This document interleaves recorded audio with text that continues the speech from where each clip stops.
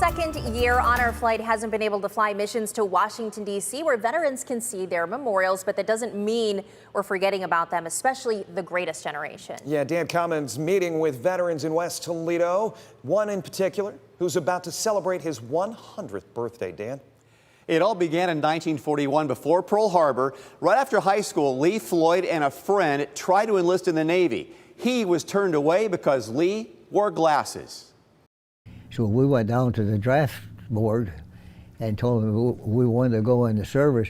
Will you take us in the draft? They said, sure. So we volunteered for the draft and they took us. That was the Army.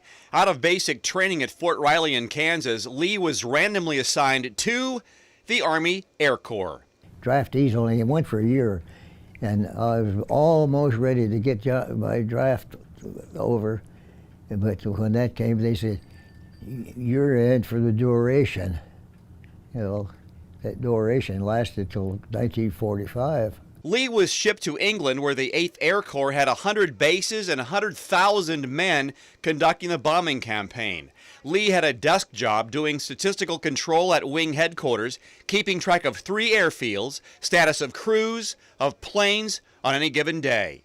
If you flew, it was the most dangerous job in the war. Less than half of B-17 crews made it home. Part of my job when they went, how many went on a mission, and how many bombs each aircraft took, and how many they dropped on their original target, and if they didn't hit that target, how many did they drop on a secondary target. And now they may have some bombs hooked up, and they would jettison those bombs.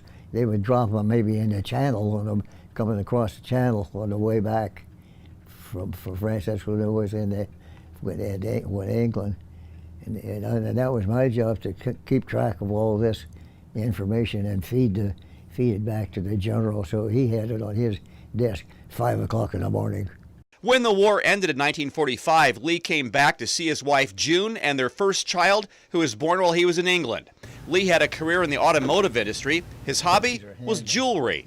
He showed me the workshop where he made all shapes and sizes. With his 100th birthday coming in October, I get along all right. I think I'm doing pretty good here. I've been here. I managed to keep myself fed and everything, and the daughter's always calling, so I think I've been doing okay. Lee's generation won World War II, but they can't beat Father Time. It's estimated just 240,000 veterans are still with us, but Lee Floyd looks like he'll be around a while. Reporting, I'm Dan Cummins.